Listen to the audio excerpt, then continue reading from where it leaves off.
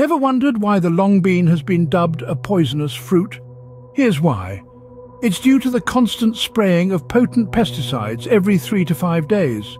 The recommended waiting time from spraying to picking is 7 to 15 days.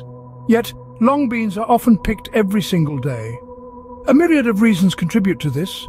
Lack of clear warnings from pesticide manufacturers and sellers, absent awareness campaigns from relevant organizations, and unfortunately, farmers prioritizing profit over consumer health. This pesticide residue issue isn't exclusive to long beans. It's prevalent in most short-lived leafy veggies too. Hence, it's not about discouraging vegetable consumption, but rather promoting informed choices. As consumers, we need to take charge. It's tough to know where our veggies come from or what chemicals they've been exposed to. So, what can we do? Try growing your own or buy from trusted organic growers. Growing long beans isn't rocket science. Plant them in 2 rows, 3 feet apart, with 3 seeds per hole.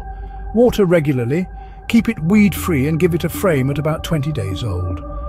Prune the new shoots every 10 days and use natural remedies for pests. Here's to a healthier lifestyle.